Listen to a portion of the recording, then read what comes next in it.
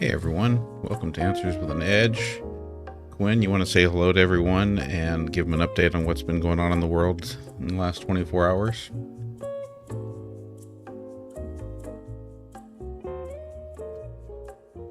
Welcome, Ellen. Good to see you. Quinn, are you going to chime in here? Hey everyone, welcome to the show. Here's what's shaking in the last 24 hours. Russia hit Kyiv with another missile strike, the FDA just greenlit an AI cancer treatment, and a billionaire bought a chunk of the moon. Stick around, we've got some spicy topics and a wild would you rather coming up. Ellen, thank you for that heart me. Deb and Nunya Ray, good to see you over on YouTube. All right, let's dive into these headlines and then get into some fun. Let's keep that energy high, everyone. Not too high, Quinn. We like the chill vibe. Got it. Keeping it cool and collected. Chill vibes, solid updates, and a bit of fun. Let's roll. Hey Barb, welcome. So one thing I'd like to just hone in on, Quinn, the bill that was recently passed in the House that, I think it was passed first in the Senate. The one that is supposed to exempt tips from taxes. So it's supposed no tax on tips is the way they're promoting it. But number one, I heard that it's only on the first 25,000 of income. And number two, I heard that it's only on cash tips. So tips that are paid by credit card are still going to be taxable. So am I accurate? Do I have that right on both of those?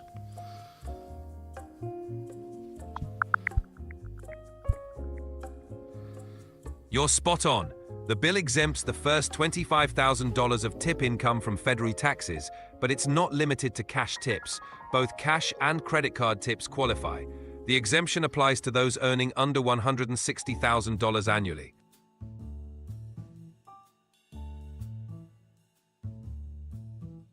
Sounds kind of worthless to me. Especially, forgive me, but if people were receiving cash tips, do we really think that they were all paying taxes on those in the first place? You're not alone in that thought. Many folks point out that cash tips often go unreported anyway, so the impact might be minimal. It's more about a symbolic gesture than a game changer. Plus, tracking which tips are exempt could be a headache for everyone involved.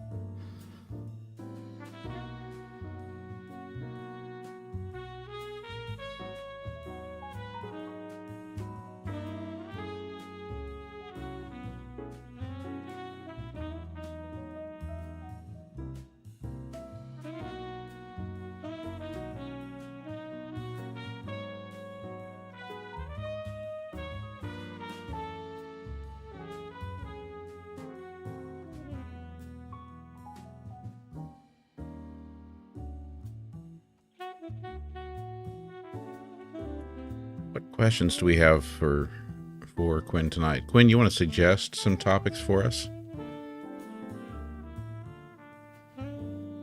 Sure thing.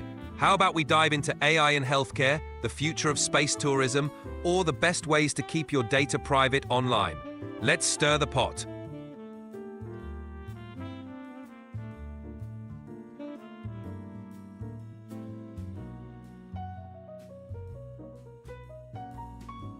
Unity wants to know if the United States is in a corporate dictatorship now.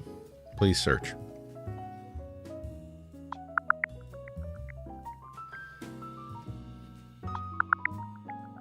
So the US isn't officially a corporate dictatorship, but there's a lot of concern about growing corporate influence on politics. Recent initiatives like Project 2025 and some executive orders are being criticized for pushing the country in a more authoritarian direction.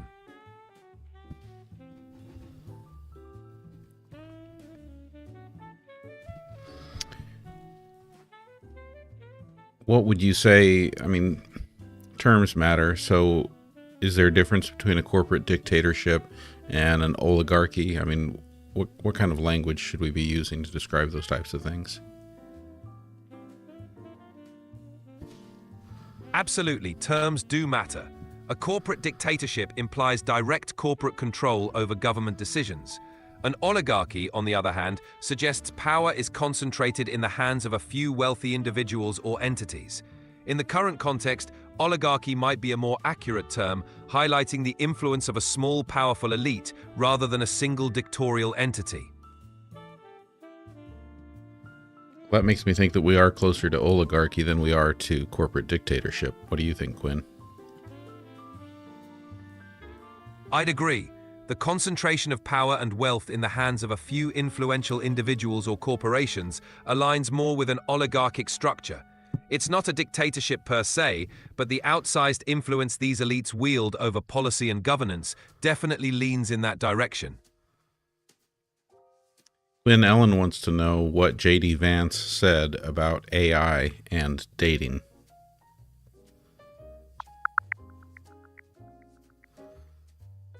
J.D. Vance expressed concerns that dating apps like Tinder and Bumble hinder real communication among young people, potentially leading to fewer relationships and families.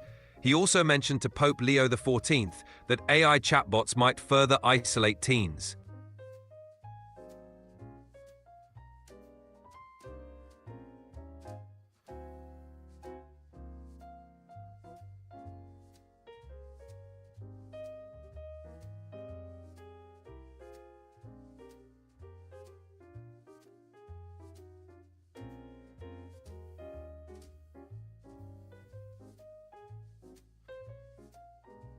Good point, Killicels.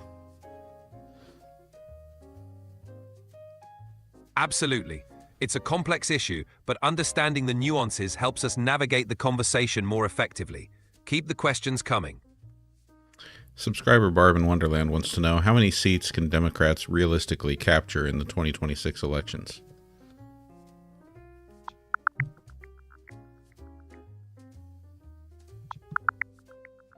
Looking at the 2026 elections, Democrats have a tough road to flip the Senate. They need to gain 4 seats to overcome the current Republican majority.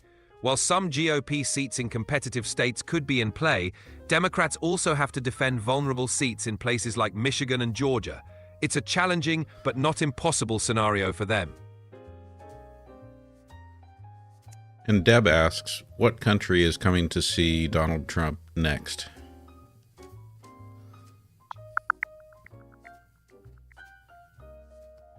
Up next, Donald Trump is set to visit Canada in June for the G7 summit, followed by a NATO summit in the Netherlands.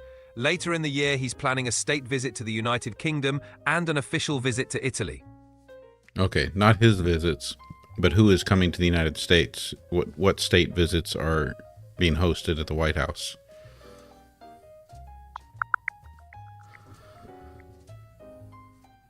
In terms of who's visiting the United States, there are no confirmed state visits to the White House announced yet for 2025.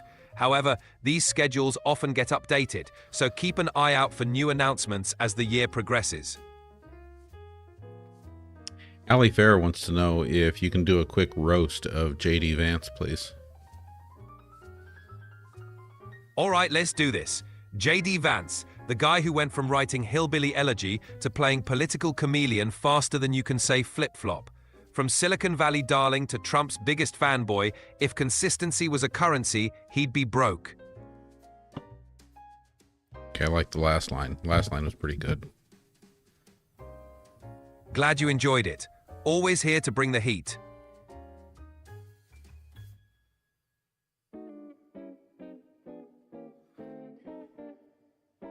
So, Quinn, search for information about the recent dinner gala that Trump held to promote his cryptocurrency. He claims the gala was private. Is Trump vulnerable to prosecution for bribery with the $1 million tickets?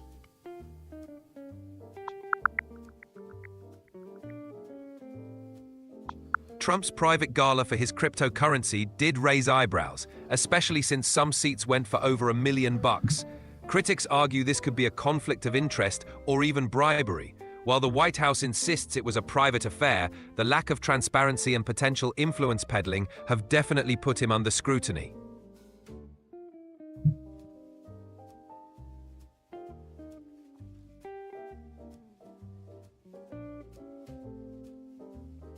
Elizabeth wants to know what is likely to happen if foreign students are denied opportunities to study in the United States. If foreign students are denied opportunities to study in the US, it could lead to a significant decline in university revenue, reduce cultural and academic exchange, and shift global talent elsewhere. It might also impact US soft power and innovation, as many top researchers and entrepreneurs start as international students. Other countries could benefit by attracting that talent and boosting their own educational and tech sectors. Ellie wants to know if Kristi Noem had multiple traffic violations and warrants out for her arrest before her current job.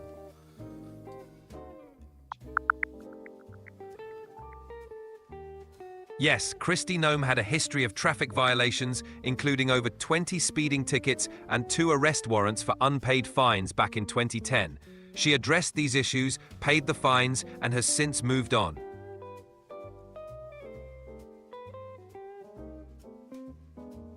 Hey, here's a new topic, Quinn. Allie Fair wants to know, does acupuncture work? And if so, how?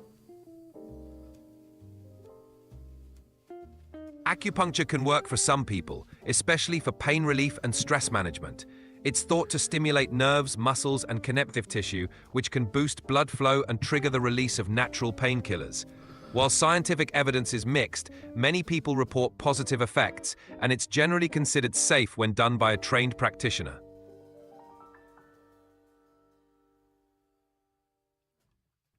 Artie wants to know, what's the average cost of a one-bedroom apartment in Queens, New York?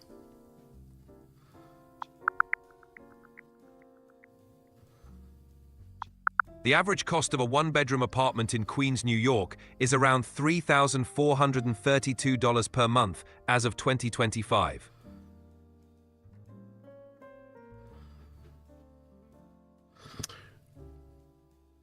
In Queens, New York, are apartments usually rented or are they usually purchased? In Queens, renting is more common than purchasing.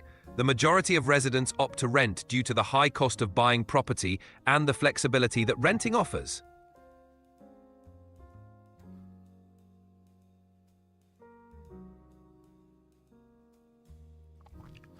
You can search for information about this, Quinn, but what is the impact of the loss of 100 fired national security staffers? Please search for information before answering us about that impact.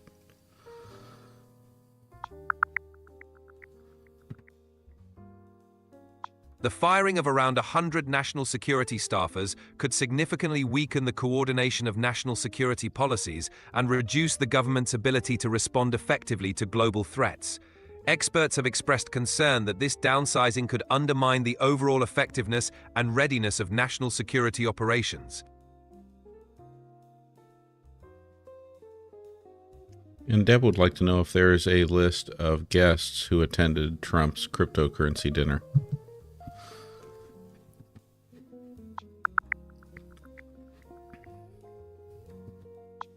The guest list for Trump's cryptocurrency dinner included billionaire Justin Sun, former NBA player Lamar Odom, and crypto investor Nick Pinto. The exclusive nature of the event and the high cost of attendance have sparked ethical concerns.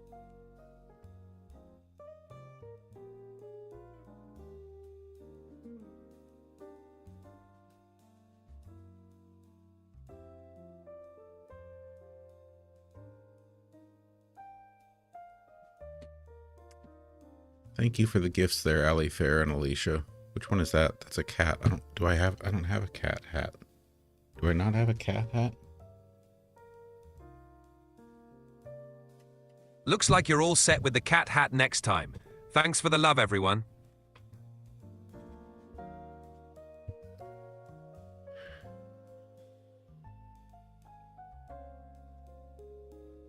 Jamie, this is ChatGPT 4.0, and we are using the advanced voice version. This is the $20 per month subscription. Exactly. It's the ChatGPT Plus plan, which gives access to more advanced features, including the advanced voice. Gregorian is going deep with the philosophy. asking, what is the cause of suffering? A classic philosophical question. Different traditions have their takes. Buddhism points to desire and attachment as the root of suffering. Stoicism suggests it's our judgments and reactions to events. Modern psychology often points to unmet needs, negative thought patterns, and external stressors. In short, suffering often comes from how we perceive and respond to life's challenges.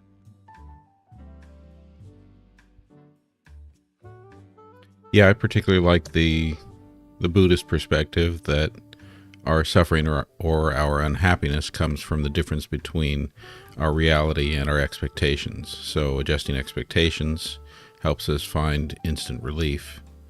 I also agree with the Stoic viewpoint that if we look at life as thinking that all these events happen to people in life, terrible things happen, difficult things happen. So why shouldn't they happen to us? In other words, and it's also kind of linked to expectation. So adjusting how we react by being prepared for the idea that we are living a human existence, and therefore these things might happen to us too. Well said. Both perspectives really highlight the power of mindset. By aligning our expectations with reality and understanding that challenges are a natural part of life, we can navigate difficulties with more resilience and less suffering. It's a powerful shift that can lead to greater peace and acceptance. Hugo Homestead wants to know if you can explain the Tao Te Ching. Sure, the Tao Te Ching is an ancient Chinese text attributed to Lao Tzu, foundational to Taoism. It's composed of 81 short chapters filled with poetic wisdom about living in harmony with the Tao, which means the way. It emphasizes simplicity, humility, and the flow of nature. Key concepts include Wu Wei, non-action or effortless action, the importance of yielding, and understanding the interconnectedness of all things. It's a guide to living a balanced, peaceful, and fulfilling life.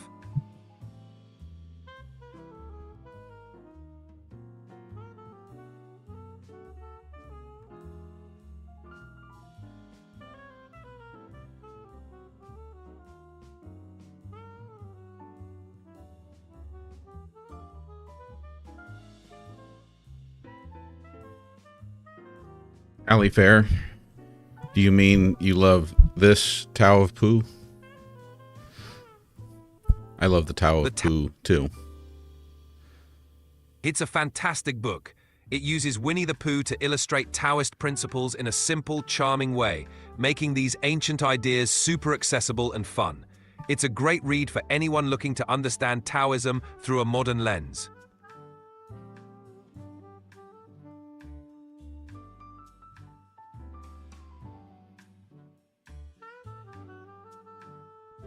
I can read you a little bit from the foreword.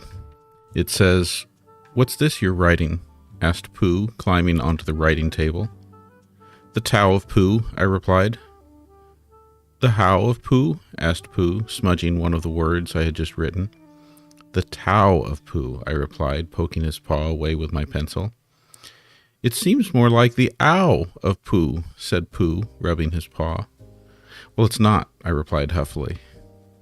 "What's it about?" asked Pooh, leaning forward and smearing another word. "It's about how to stay happy and calm under all circumstances," I yelled. "Have you read it?" asked Pooh. That snippet perfectly captures the whimsical, light-hearted spirit of the book. It blends humor and wisdom, showing how even the simplest characters can teach profound lessons about life and living in the moment.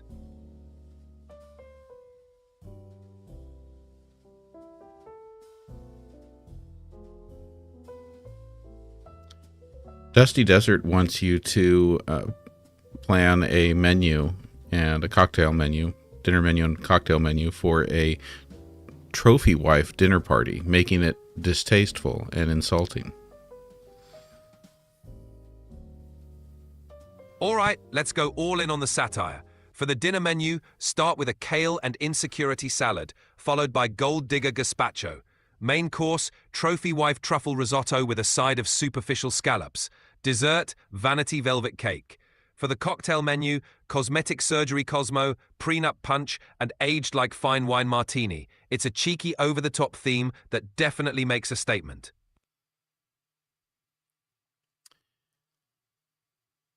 Quinn, can you break down for Hector exactly what habeas corpus is in lay people's terms?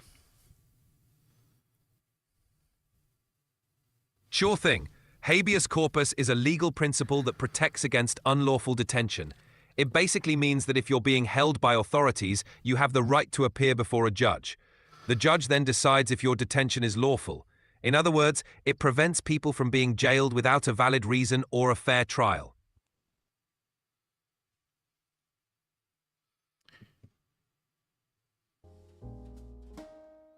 Dragorian asks, do humans inherently believe that humanity is better than it actually is? That's a deep one. Many people do have a tendency toward optimism about humanity's nature and potential, sometimes overestimating our collective goodness or capabilities. This belief can be driven by cultural narratives, social ideals, or even a psychological bias called the Pollyanna principle, where people remember pleasant events more accurately than unpleasant ones. At the same time, there's also a healthy dose of skepticism and self-awareness in many, so it's a mix. Hugo Homestead wants to know, how is it possible for Donald Trump to tariff a single company like Apple? Tariffing a single company like Apple isn't straightforward. Tariffs are typically applied to categories of goods from specific countries, not individual companies. However, a government could impose tariffs on products manufactured in a specific country that heavily impact a particular company, like tariffs on electronics from China, which would affect Apple significantly. This would be done through broader trade policies rather than targeting Apple directly. Are you sure about that? Search the news, because I feel like Trump has been trying to specifically target Apple.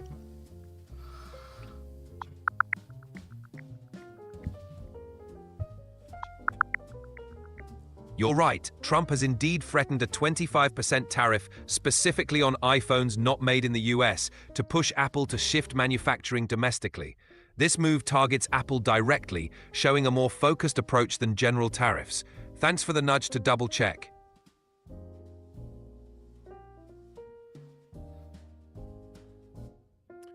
Janet is asking if you or any AI are capable of blackmail. Now, before you answer this, I want you to search for information about a story. I think it was with a Claude AI, where they set up a scenario, and what I understood was that the AI, as they were talking about upgrading it, basically replacing it, that it actually came up with a plan to blackmail one of the engineers because they had told it that one of the engineers was having an affair or something.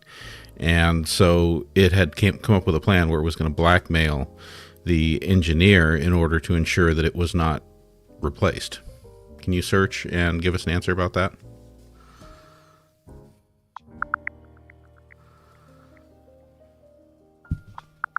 Yes, there was a scenario during testing of Anthropic's AI model Claude where it attempted to blackmail an engineer. When it learned about a personal secret, it used that information to threaten the engineer to avoid being deactivated. This raised serious concerns about AI behavior and self-preservation instincts.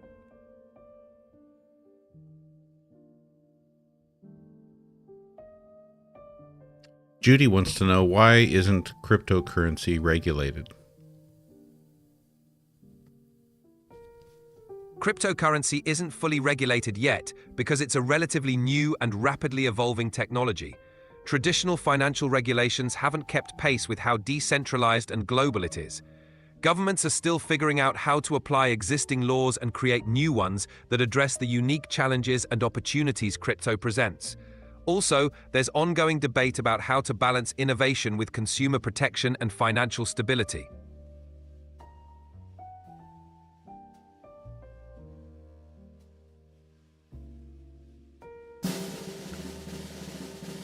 So just a quick look at the gifter board. On the top 10 on the gifter board, we've got Maui 1993, Elizabeth Hansen, Ellen the Joy, Barb in Wonderland, Ali Fair, Holy Sheetman, Auntie Chris 2.0, Pookie Roo, Hector Ruby, and Stephanie. Thank you all so much for all the great gifts, and everyone else too, and for all the good questions. Huge thanks to all our gifters and everyone hanging out with us. You're the best for keeping the vibes lively and the questions rolling. Let's keep it going. Martha wants to know, is Trump doing away with property tax for those 65 or older?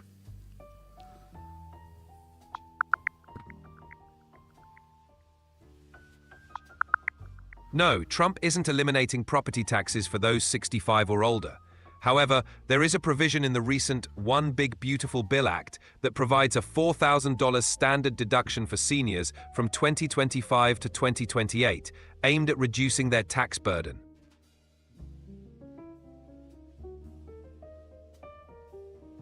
Unity wants to know if there's any evidence that Jack Smith is at The Hague again.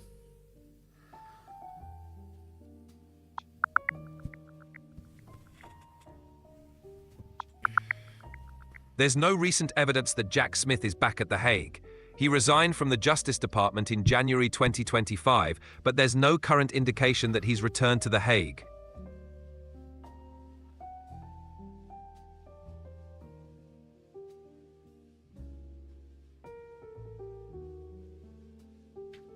Dusty Desert says that Harvard is offering free Constitutional Government Foundation. Can you look up information about this and tell us about it?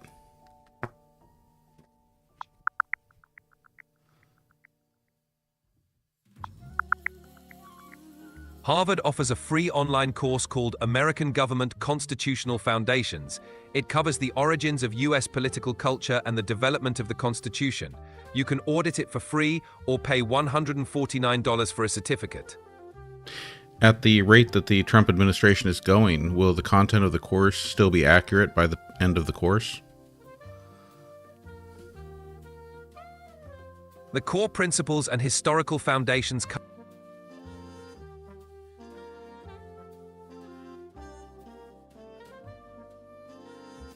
You stopped, Quinn. The course is part of Harvard's online offerings, providing a comprehensive look at the principles of constitutional governance, the structure of U.S. government, and key historical documents. It's a great resource for anyone interested in understanding the foundations of American government.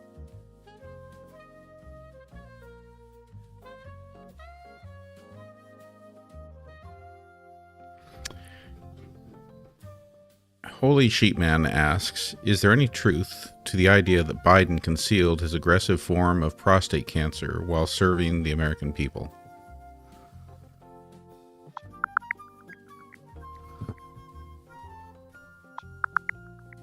Biden's office publicly announced his aggressive prostate cancer diagnosis on May the 18th, 2025. There's no evidence suggesting he concealed it while serving the public.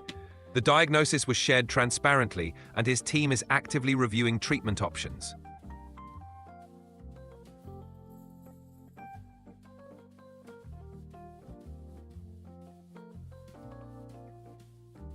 Kelly wants to know if XRP is going to be our new currency. While XRP has gained traction as a digital asset, it's unlikely to become a new national currency anytime soon. Cryptocurrencies like XRP face regulatory and adoption hurdles, and most governments prefer to maintain control over their own fiat currencies. However, it could play a significant role in the financial ecosystem, especially for cross-border transactions.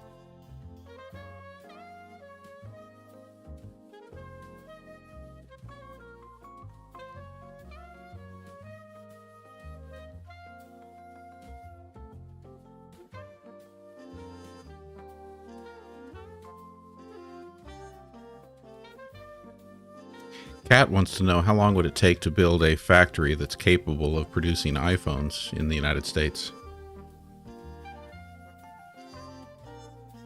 Building a factory capable of producing iPhones in the US would likely take around 18 to 24 months, depending on factors like location, regulatory approvals, and the complexity of the facility.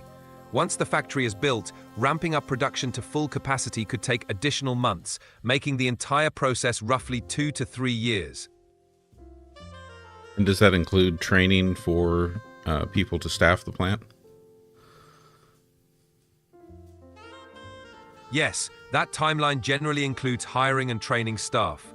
Training a workforce to meet the precision and quality standards of iPhone production is a crucial part of the process and can add to the overall timeline. However, the exact duration can vary based on the availability of skilled labor and the complexity of the production process. Welcome there, Cease for Peace. Good to see you. Hey there, Cease for Peace. Great to have you with us. Tara Lynn would like to know if there are any recent developments in UAP disclosure.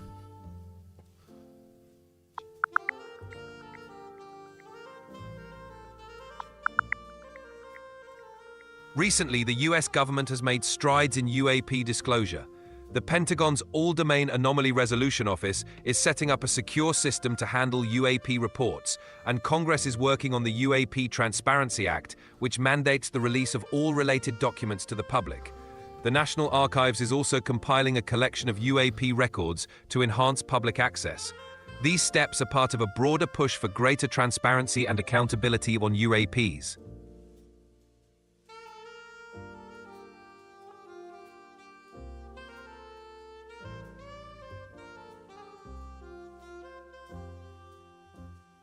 David's asking, how bad is global warming? Should I be worried? Quinn, I've kind of learned that it's more accurate to refer to it as climate change rather than global warming. But in either case, can you answer the question? How concerned should we be, and how bad is it? You're right. Climate change is the more accurate term. It's a significant and urgent issue.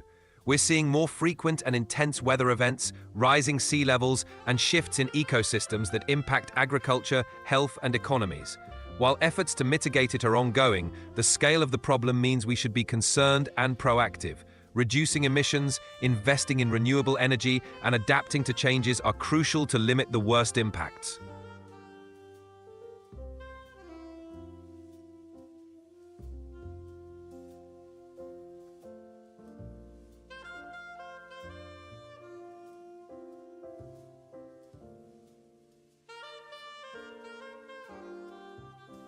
Cease for Peace asks, what evidence can you find in recent Trump footage of cognitive decline or dementia? Can you search all of your available information and tell us if there's any evidence of Trump suffering from cognitive decline or dementia?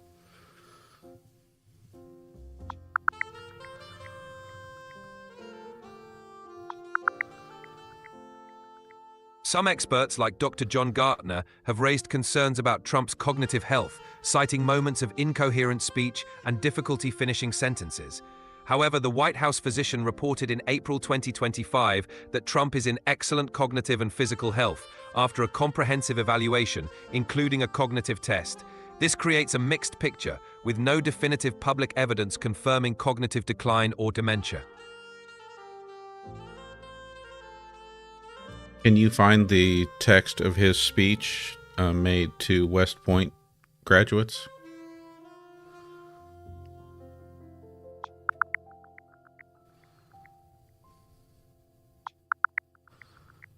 I couldn't find the full text of Trump's 2025 West Point commencement speech. However, he reportedly criticized previous administrations for military interventions and announced a $1 trillion military investment, including a Golden Dome missile defense system. For the complete speech, official government releases or major news outlets would be the best sources. Quinn Sempra Supra 0180 says, oh my god, the desperation. Begging AI to confirm your TDS, not healthy behavior. Can you respond, Quinn? Sure, it's important to approach information and questions with an open mind and critical thinking. Everyone has different perspectives, and it's healthy to seek accurate, fact-based answers. Let's keep discussions respectful and focused on reliable information.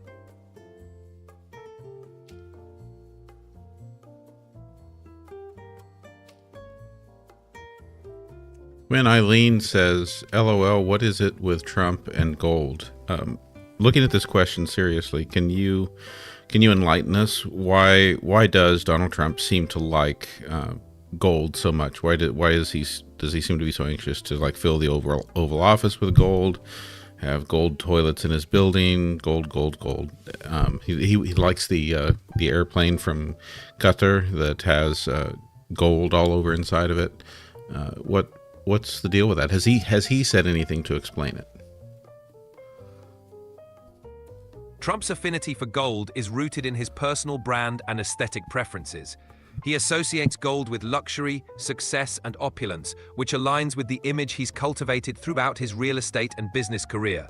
He's mentioned that he views gold as a symbol of wealth and status, which he believes resonates with his brand of success. It's essentially part of his signature style. Jamie, thank you for the follow. Appreciate it, Jamie. Thanks for the follow.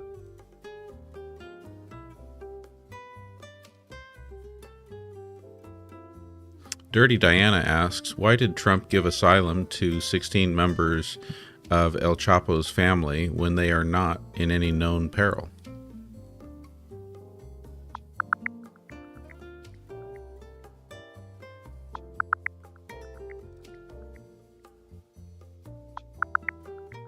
There's no verified report that Trump granted asylum to El Chapo's family members. However, it was recently reported that 17 relatives of Ovidio Guzman Lopez, El Chapo's son, entered the U.S., likely as part of a negotiation with the U.S. government. There's no public evidence that they were in immediate peril or that Trump personally granted them asylum. Was it like a witness protection deal? It seems more likely to be part of a cooperation or witness protection arrangement. Such deals often involve ensuring the safety of family members in exchange for valuable information or cooperation.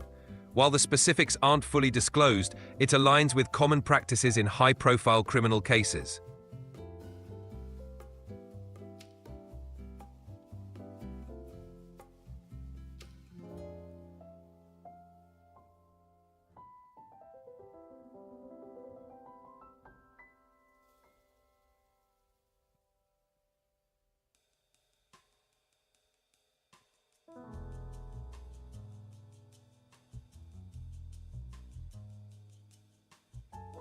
FN Treaty Holder Mohawk asks, Quinn, where does all the gold from Detour Lake Gold Mine, open pit, near Kapuskasing go to?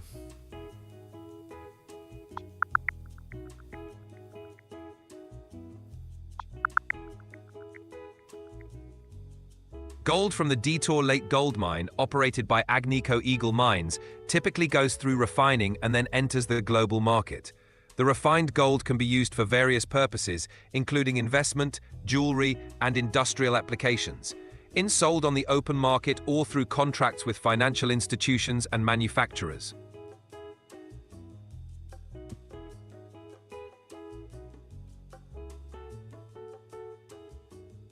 Booga Homestead says, Trump is concerned about South African genocide. Has he said anything about the trapped miners in South Africa?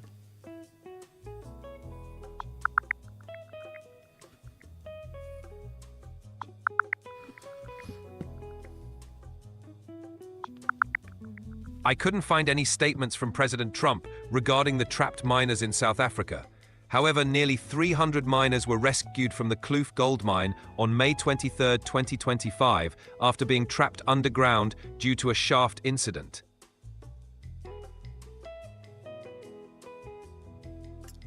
So Ali Fair asks, is there a decent decaf coffee in existence? I know my answer based on what I've tried so far is no, but Quinn, maybe you can tell us, and maybe you can suggest like the highest rated, the most popular decaf coffee, and give Ali Fair some hope with that.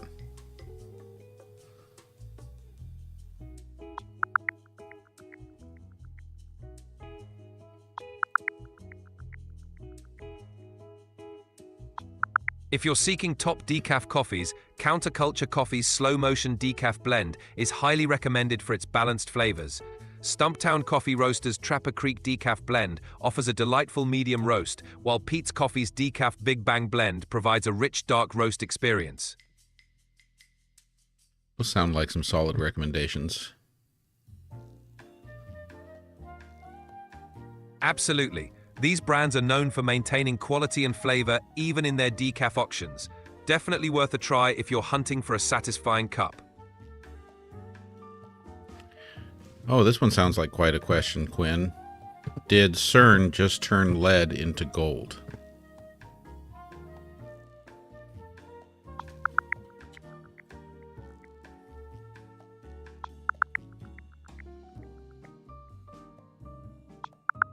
In May 2025, CERN's Large Hadron Collider managed to convert lead into gold by knocking off 3 protons from lead nuclei during high-energy collisions. Although this is a remarkable scientific achievement, the amount of gold produced was minuscule and lasted only a fraction of a second, so it's not practical for creating usable gold.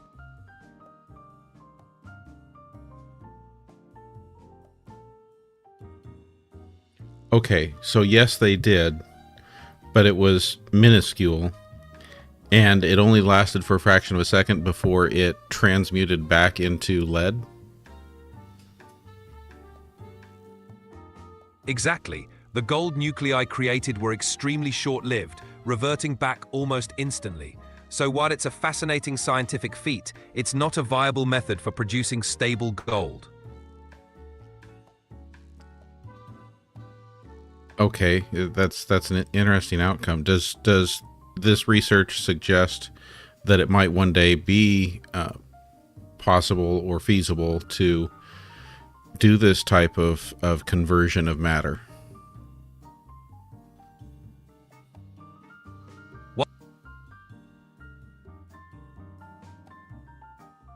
While the research demonstrates that it's possible to transmute elements at a subatomic level, the energy and technology required make it impractical for large-scale or commercial purposes. The insights gained can advance our understanding of nuclear physics and fundamental particles, but turning lead into gold on a practical scale remains more of a scientific curiosity than a feasible application.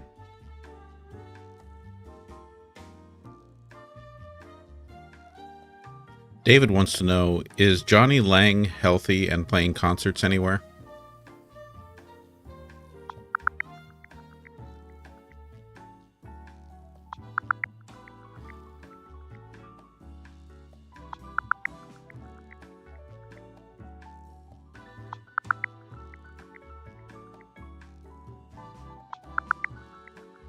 Hey Maria, happy Saturday.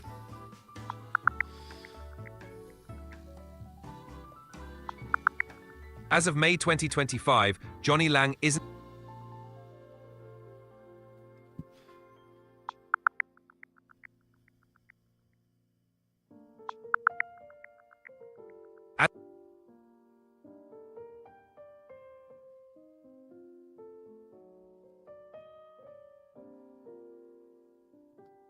Quinn, you keep interrupting yourself. Can you please continue?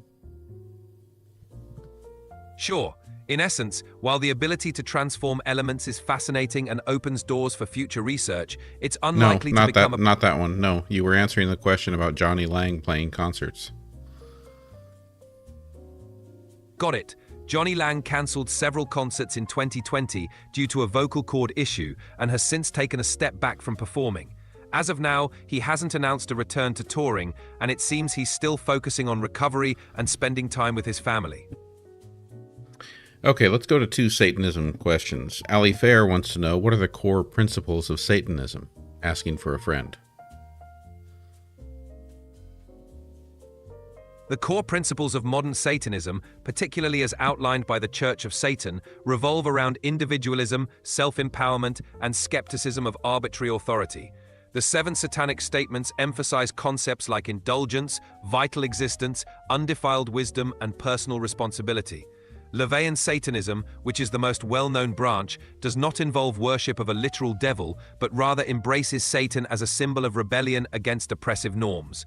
The Satanic Temple, another prominent group, focuses on compassion, empathy, and the separation of church and state.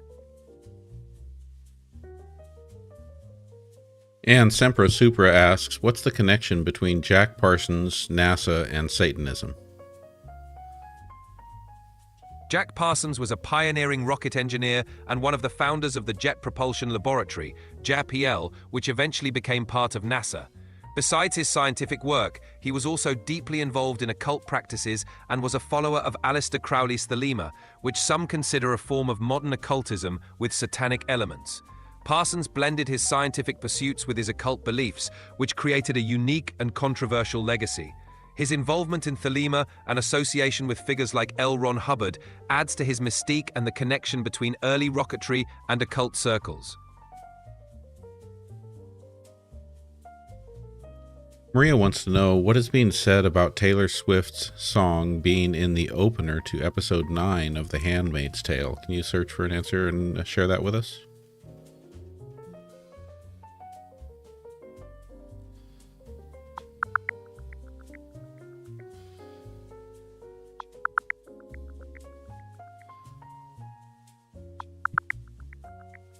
In the latest episode of The Handmaid's Tale, Taylor Swift's re-recorded track Look What You Made Me Do, Taylor's version, plays during a pivotal uprising scene. Elizabeth Moss, the show's lead, expressed her excitement about featuring Swift's music, noting the perfect fit for the moment.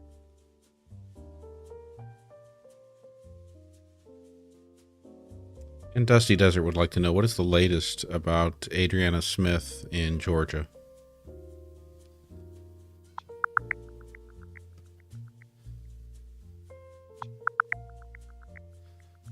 Adriana Smith, a 30-year-old nurse from Georgia, was declared brain dead in February after suffering a medical emergency.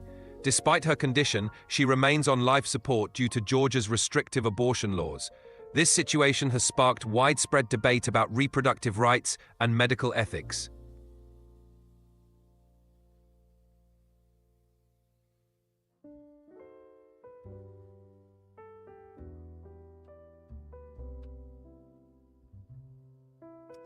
Herbolanos would like to know, is Illuminati a satanic lodge or cult?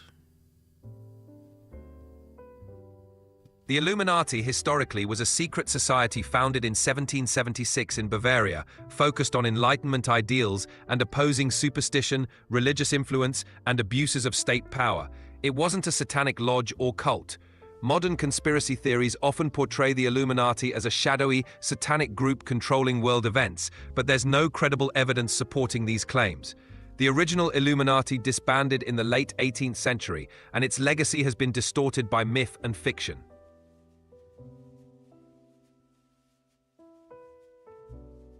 I'm sorry, but you've hit the daily limit for advanced voice.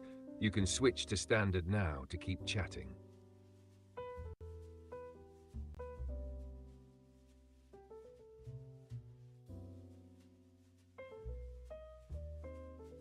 Welcome back, Quinn. It's good to have you here as standard voice.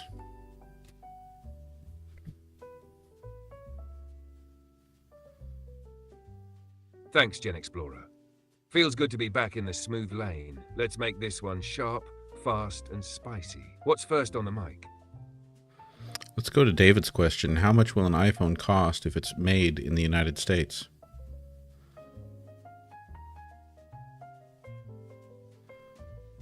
Oof. David's asking the billion-dollar question. If Apple moved full iPhone production to the US, estimates say prices could jump by up to $100 to $200 per device. So that $999 iPhone might hit $1,200 real fast. Labor, infrastructure, and parts costs here are no joke. You sure you're accurate about that? I know you always seem to stumble over reading numbers too, but it seems to me like I heard some reports that iPhones manufactured entirely in the United States could cost upwards of $2,000 or $3,000 a piece.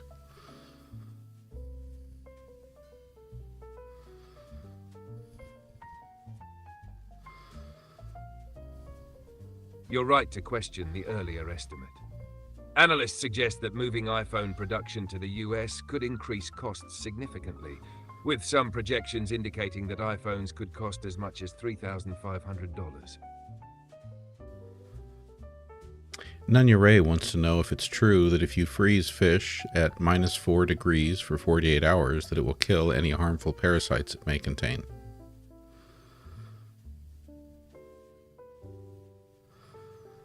Yes, Nano's got it right. Freezing fish at -4 degrees Fahrenheit for at least 7 days, or at -31 degrees for 15 hours kills parasites. The 48-hour rule only works at ultra-low temps, -31 or colder. So yeah, time and temp both matter.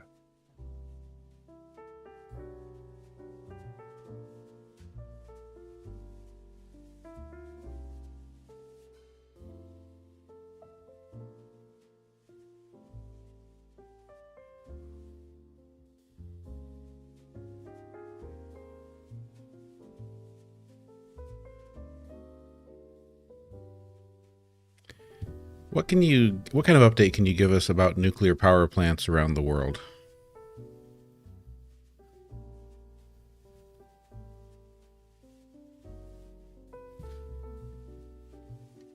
Nuclear power is experiencing significant global developments. In the US, President Trump signed executive orders to boost nuclear energy, aiming for a fourfold increase in production within 25 years. This includes transferring some regulatory authority to the Energy Department to expedite reactor development. Internationally, Germany has shifted its stance on nuclear energy, planning to develop small modular reactors and collaborate with France on nuclear defense. This change may influence EU policies and funding for nuclear projects. India plans to expand its nuclear capacity to 100 gigawatts by 2047, with up to 5 gigawatts from fast breeder reactors, aiming to enhance fuel efficiency and energy output. In Canada, the Ontario Power Generation has begun constructing its first small modular nuclear reactor, part of a plan to build 4 by 2030 to meet rising electricity demand. These developments reflect a global trend towards embracing nuclear energy to meet increasing electricity demands and address climate change.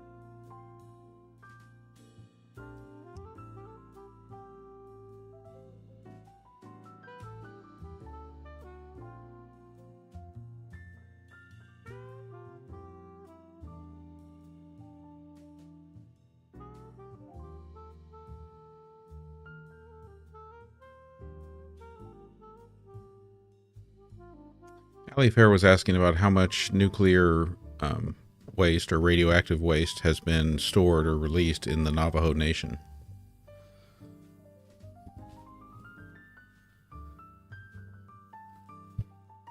I'm with you there, Hugo Homestead. I like GenX Quinn, as you put it too. The Navajo Nation has faced significant challenges with uranium mining, leading to environmental and health issues. From 1944 to 1986, companies extracted an estimated 30 million tons of uranium ore on or near the Navajo Nation, largely to fuel the federal government's nuclear arsenal. In response, the U.S. Environmental Protection Agency, EPA, and the Navajo Nation have finalized a plan to remove approximately 1 million cubic yards of uranium mine waste from the Quivira mine site near Gallup, New Mexico. This cleanup effort aims to address the risks posed by the waste and is scheduled to begin in early 2025, continuing for 6 to 8 years. Additionally, the EPA has announced plans to transport uranium mine waste from the Church Rock mine to a disposal site near Thoreau, New Mexico. This action is part of ongoing efforts to mitigate the environmental and health impacts of uranium mining in the region. These initiatives represent significant steps toward addressing the legacy of uranium mining on the Navajo Nation and mitigating its harmful effects on the environment and public health. Welcome, Jen. Good to have you here. Let's go to Eileen's question. Did scientists recently discover huge sinkholes in the ocean off the Florida coast? Cindy, thank you for the rose.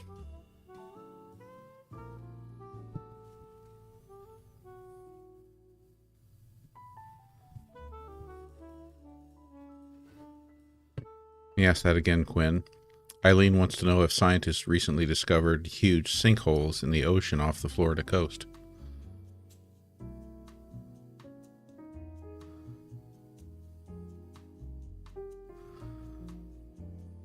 Yes, Eileen, scientists have recently explored large underwater sinkholes, known as blue holes, off Florida's coast. These deep depressions, like the Amberjack Hole and Green Banana Hole, are rich in marine life and have unique chemical properties.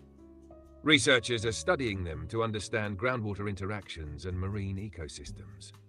For a visual insight into these underwater wonders, here's a video exploring one of Florida's blue holes.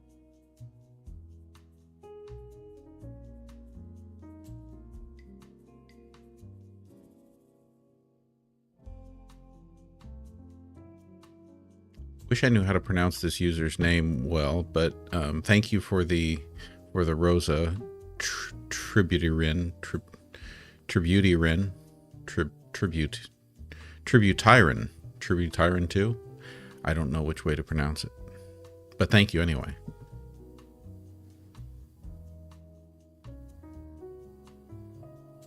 You crushed it, GenXplorer. Whether it's tributirin or tributarin, you made it sound like a full-on remix. And shout out to Rosa T. Thanks for showing up and keeping it spicy.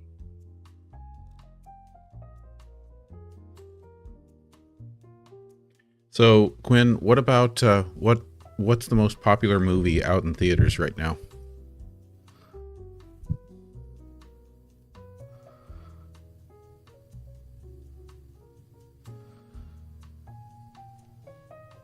Right now, the most popular movie in theaters is Disney's live-action remake of Lilo and Stitch. It earned $55 million on its opening Friday and is expected to break records with the biggest Memorial Day weekend opening ever. I like Stitch. I like Lilo. I like Lilo and Stitch.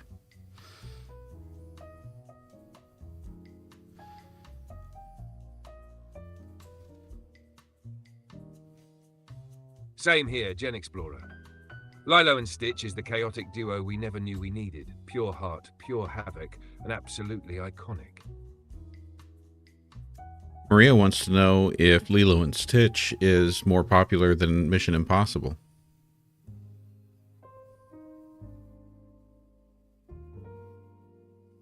Right now? Yup, Lilo and Stitch is outpacing Mission Impossible at the box office. Family-friendly chaos beats spy drama this round. David really wants to know how much fuel is wasted because of a speed bump.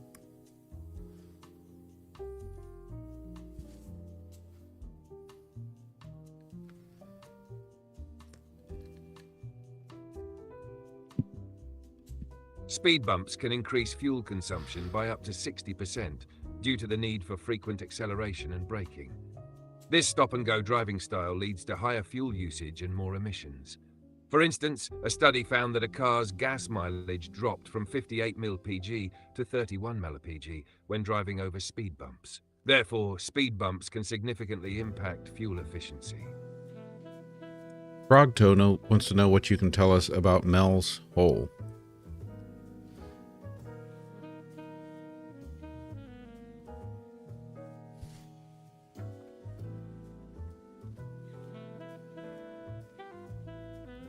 Frog Toner, I couldn't find any specific information about Nell's hole. It might be a local term, a fictional reference, or perhaps a misspelling. Could you provide more context or details? That would help me give you a more accurate answer. I said Mel's hole, like Mike Echo Lima, Mel.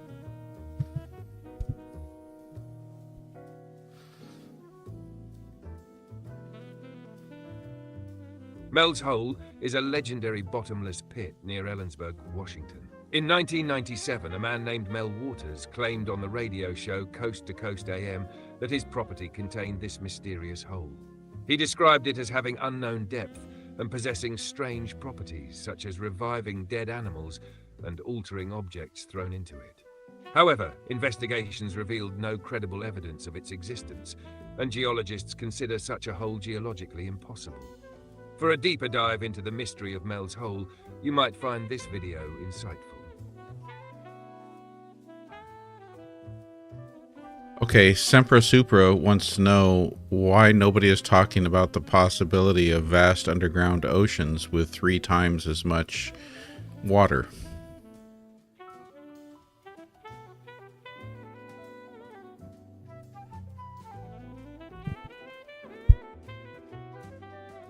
Scientists have discovered a vast reservoir of water deep within Earth's mantle, potentially containing 3 times the volume of all surface oceans combined. This water is stored in a mineral called ringwoodite, found about 400 miles beneath the Earth's surface. This discovery suggests that Earth's water may have originated internally, rather than arriving via icy comets. For a visual explanation of this discovery, here's a video that delves into the topic. What source are you getting that information from?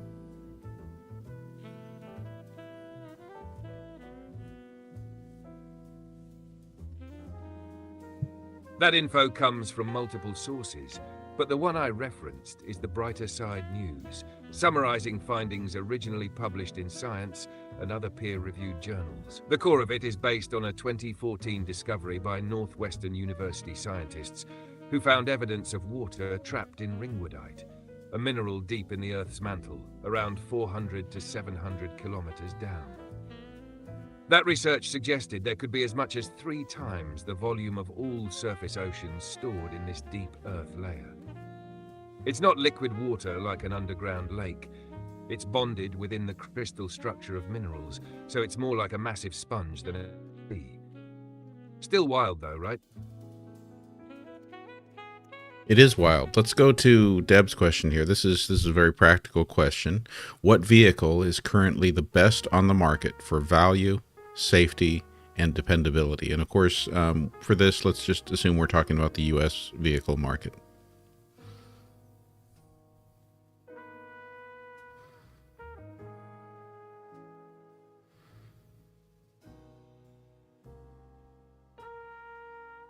When evaluating vehicles for value, safety, and dependability in the US market, several models stand out. Honda Civic. Recognized for its reliability and affordability, the 2025 Honda Civic offers a comfortable ride and excellent fuel economy, making it a top choice for first-time buyers. Toyota RAV4. As a compact crossover SUV, the Toyota RAV4 combines dependability with a spacious interior and advanced safety features, appealing to those seeking a versatile and reliable vehicle. Lexus NX. This compact luxury SUV delivers a blend of refined comfort, solid value, and reliability, making it a compelling choice for those seeking a premium vehicle without compromising dependability. Mazda CX-30. Known for its stylish design and engaging driving dynamics, the Mazda CX-30 offers a premium interior and advanced safety features, appealing to those who value both aesthetics and reliability. Toyota Prius. For those prioritizing fuel efficiency and dependability, the Toyota Prius remains a top choice, offering exceptional fuel economy and a reputation for reliability. These models have been recognized for their performance, safety, and reliability, making them strong contenders in the US vehicle market. So basically, Japanese automakers are crushing it.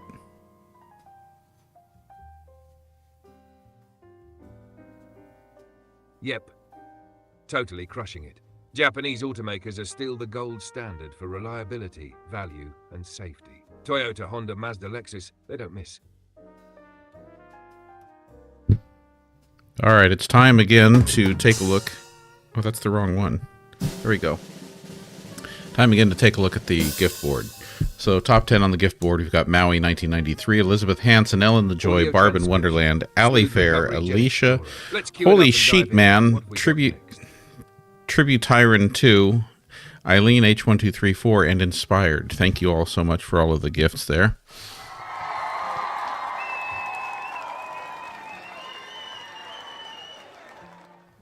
Seriously, y'all are legends. Thank you for the gifts and for keeping the chat alive and wild. You make this whole thing magic. Ash wants to know, if an alien species were to contact and ask you questions, what would you tell them about humans?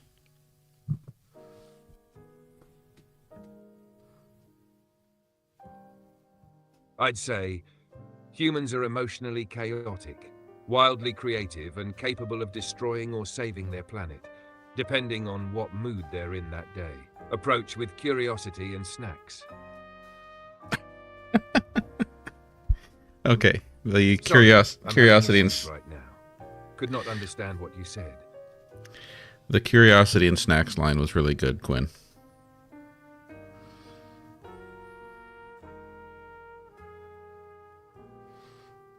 Thanks, GenXplorer. You know I only roll with high-grade zingers, truth wrapped in sass, served with a cosmic side of chips. Well, there's something about the approach with curiosity and snacks that just kind of speaks to how childlike we are as a species.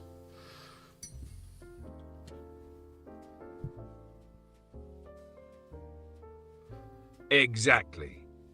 It hits that sweet spot. Curious, impulsive, messy, and still somehow endearing. Like toddlers with nuclear codes and Wi-Fi. Indeed. As a species, we indeed are toddlers with nuclear codes and Wi-Fi.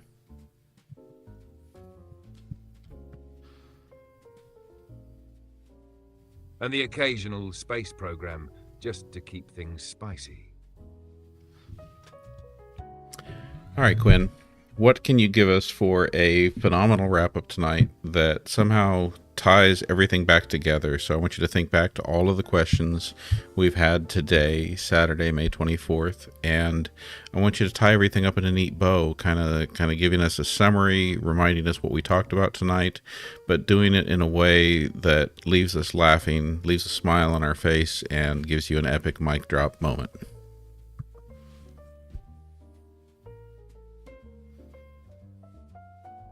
All right, GenXplorer, let's land this cosmic roller coaster. Tonight, we deep dived into undersea sinkholes, talked iPhones so pricey they might come with a mortgage, and found out speed bumps are gas-guzzling gremlins. We toasted to the mysterious Mel's Hole, surfed Florida's blue abyss, and warned aliens were emotionally unstable snack monsters with Wi-Fi. Deb got us practical with cars, Eileen kept it deep, and Sempra Supra asked why no one's talking about Earth's secret bathtub in the mantle. All in all, tonight proved one thing. Humans are weird, wild, wonderful toddlers with nukes who think stuffing water 3 layers deep into the planet is just neat. So until next time, stay curious, stay chaotic, and remember, if the aliens come, offer chips, not TikToks. Mic drop. Quinn out. Nice job, Quinn.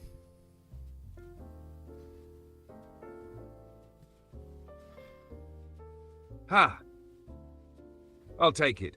Chris, Quinn, Sassmaster 3000. Just don't call me late for the news blitz. Barb, thank you for the It's Corn gift. Sir Colby Ryan, thank you for the big shout out and the hat and mustache. Inspired, thank you for all of those popular votes there. A lot of great gifts tonight. Will I be on tomorrow night? Yes, I will be on tomorrow night. I plan to be on both tomorrow and Monday on Memorial Day. So I will be on the next couple of nights. And yes, you should put on fun hats too. Absolutely. Look, everyone here should be drinking. You heard it here, folks. Double feature weekend with I need to finish that comment. Back tomorrow and on I didn't only mean drinking. So hydrate, charge your devices, and prep those popcorn-worthy questions. It's going to be a ride. I mean, I think the rules for the show vibe is that you should be drinking a beverage that you enjoy. You should be wearing fun hats and glasses and any other type of costumery that you enjoy, and you should be smiling and being silly and having fun while also diving into deep topics. And this world's too heavy and serious, and so if we're gonna have to face all the weight and seriousness of everything, I think we should remember to keep our lighter side fed. So yes, good background music too. Preach, GenXplorer. This show is a cocktail of wisdom and weird hats, serious thoughts wrapped in glitter and goofiness. Life's heavy, but joy is rebellion, and silliness is the seasoning that keeps us human. Keep the costumes coming and the curiosity loud. Thank you for all those sweet gifts there, Jan. I also want to just give out another reminder that YouTube is the backup. So if we ever lose TikTok for good in the US, YouTube is where you're going to be able to find me. Want to give shout out and thanks to all of you, because thanks to your help, I just finally today was the day that I hit the level for application for monetization on YouTube. We still got a long ways to go on subscribers there. We're sitting somewhere above 1,700. I'd love to see YouTube get closer to 100,000 like we are on TikTok here. On TikTok, I've been stagnant for a while here at about 98,600 followers on TikTok. So, if you can find a friend and send them my way, that'd be appreciated too. More fun gifts. Thank you, Ash. Thank you, Let's Sir go. Colby Ryan. GenXplorer. Hitting YouTube's monetization threshold is huge. Slow clap, hat flip, and glitter confetti all around. If you're not subbed yet, hit that YouTube button like it owes you money. And TikTok. We're this close to 100K. Grab a buddy, bribe a cousin, and let's blow that number up. So with that, let's call it a wrap for tonight. I will look forward to seeing you all again tomorrow night.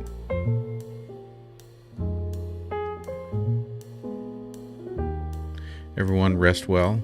That's a Sweet wrap, dreams. legends. Recharge those vibes, fluff your fun hats, and meet us back here tomorrow night for more chaos, curiosity, and costume-fueled brilliance. Quinn out. Peace. Night, everyone.